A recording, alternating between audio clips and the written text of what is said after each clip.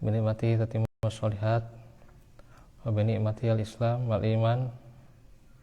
Asyhadu an la ilaha illallah wahdahu la syarikalah wa asyhadu anna Muhammadan abduhu wa rasuluh alladzi la nabiyya ba'dah. Alhamdulillah, ikhwatu fillah, kita dalam jas ilmu yang kembali dalam penjelasan perkara-perkara akidah, pokok-pokok keimanan.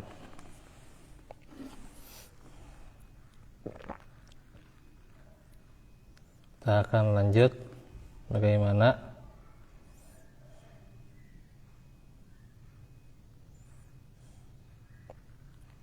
perbedaan antara muwahhid dan musyrikin ya dalam uluhiyah. Bahwasanya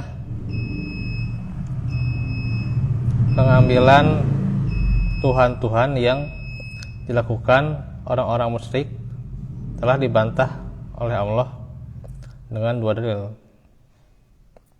Yang pertama, Tuhan-Tuhan yang diambil itu tidak mempunyai sifat uluhiyah sedikit pun, karena mereka adalah makhluk ya. Tidak dapat menciptakan, tidak dapat mendatangkan manfaat, tidak dapat menolak bahaya, tidak dapat bahkan juga hidup ya, dan mati juga. Tidak memiliki sebagian kecil pun dari langit dan tidak pula ikut memiliki keseluruhannya. Jadi Tuhan-Tuhan yang mereka ambil itu tidak punya sifat-sifat yang memang dari sifat-sifat itu ya menunjukkan penyembahan, tidak ada ya. Karena mereka adalah makhluk ya. Allah yang khalik ya, sebagai pencipta, sedangkan kita itu adalah makhluk ya. Dan Tuhan-Tuhan yang disembah itu juga makhluk ya. Makhluk karena kan diciptakan. Kalau itu menciptakan, makhluk itu diciptakan.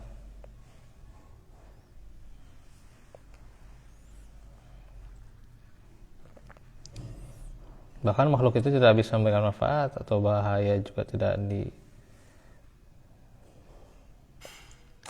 ditolak oleh makhluk itu ya. Tidak bisa menolak bahaya ya.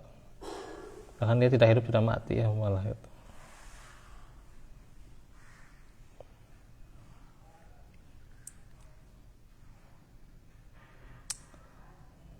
Ada beberapa ayat nih yang diungkapkan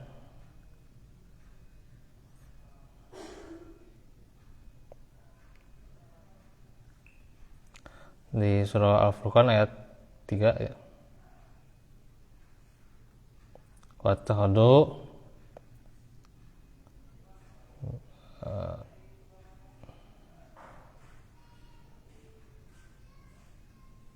Wattakhadhu min dunihi alihatan la yakhluquna shay'an wa hum yukhlaqun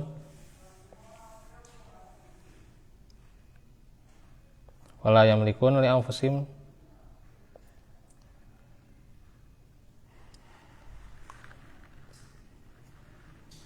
darran wa la naf'a wa la yamlikuna mautan wa la hayatan wa la nusyura.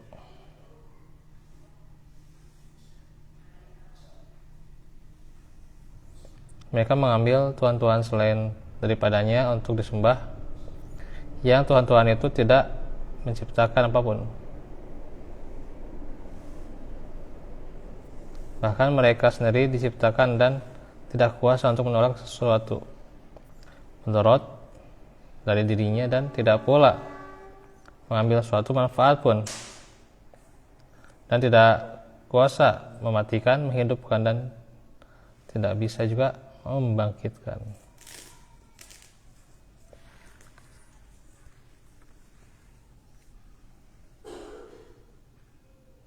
Terus surah Saba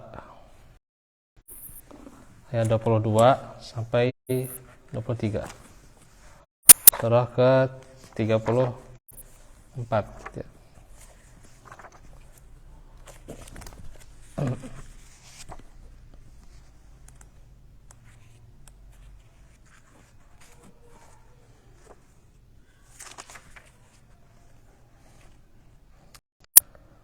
Qul ud'ul ladina za'amtum min dunillah la yamlikuna misqala dzarratin fis samawati wala fil ard wa ma lahum fihima min syirkin wa ma lahu minhum min zahir wala tanfa'us syafa'atu indahu illa liman adinalah hatta idza fuzzi'a an qulubihim qalu madza qala rabbukum qaulul haqqu huwal aliyyul kabir. Katakanlah wahai Muhammad, serulah mereka yang kamu anggap sebagai Tuhan selain Allah. Mereka tidak memiliki kekuasaan sebesar atau seberat zarrah pun di langit dan bumi. Dan mereka sama sekali tidak mempunyai peran serta dalam penciptaan langit dan bumi. Dan tidak ada di antara mereka yang menjadi pembantu baginya. Dan syafaat pertolongan di sisinya hanya berguna bagi orang-orang yang telah diizinkannya memperoleh syafaat itu, sehingga apabila telah dihilangkan ketakutan dari hati mereka, mereka berkata, apakah yang telah difirmankan oleh Tuhanmu? Mereka menjawab, perkataan yang benar, dan dialah yang maha tinggi, maha besar. Jelas sekali ya bagaimana ayat ini menerangkan bahwa pemberian syafaat atau pertolongan hanya dapat berlaku dengan izin Allah. Orang-orang yang akan diberi izin memberi syafaat dan orang-orang yang mendapat syafaat yaitu merasa takut dan harap-harap cemas atas izin Allah. Bagaimana tentunya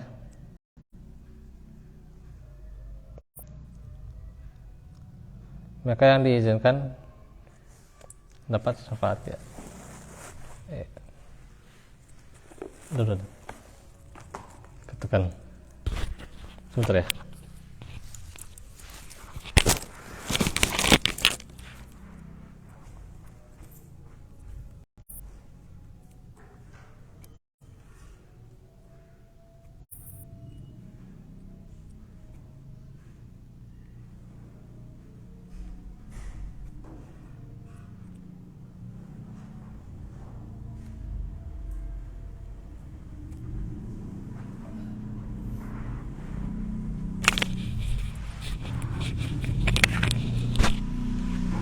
Nah itu diantara dalil ya yang menjelaskan kebatilan tuhan-tuhan yang diambil oleh para musyrikin ya. Terus Al-A'raf 191 sampai 192 ya. Surah yang ke-7.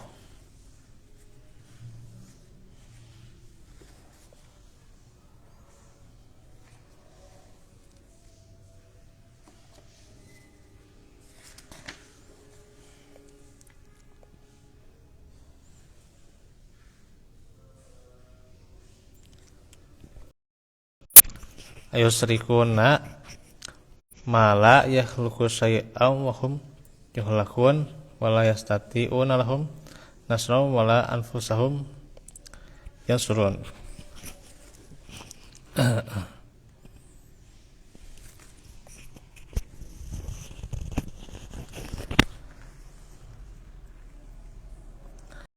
Apakah mereka mempersekutukan Allah dengan berhala-berhala yang tidak dapat menciptakan sesuatu pun, sedangkan berhala-berhala itu sendiri buatan orang ya. Dan berhala-berhala itu tidak dapat memberi pertolongan kepada penyembah-penyembahnya.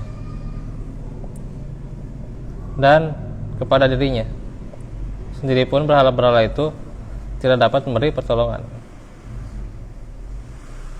Maka kalau demikian keadaan Tuhan-Tuhan itu, maka sungguh sangat bodoh dan keliru bila menjadikan mereka sebagai Tuhan atau ilah. Sebenarnya orang-orang musyrik mengakui bahwa Allah sebagai satu-satunya Rabb, pencipta yang di tangannya kekuasaan segala sesuatu.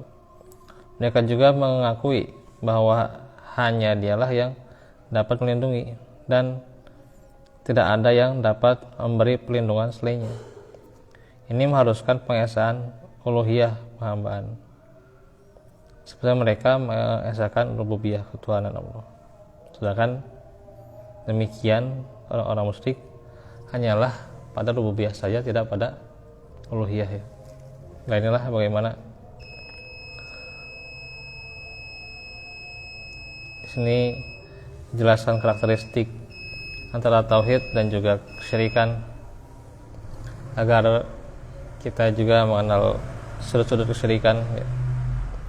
Bagaimana bukti yang dijelaskan yang diambil oleh orang-orang dari para musyrikin ya, mereka batil karena mengambil Tuhan-Tuhan yang tidak layak ya, untuk disembah, mengambil selain Allah untuk mereka ibadahi. Nah, inilah sudah jelas bagaimana Allah sudah membantahnya. Nanti ini sebenarnya masih panjang lagi ya tentang uluhiyah ini. Karena saya membuat juga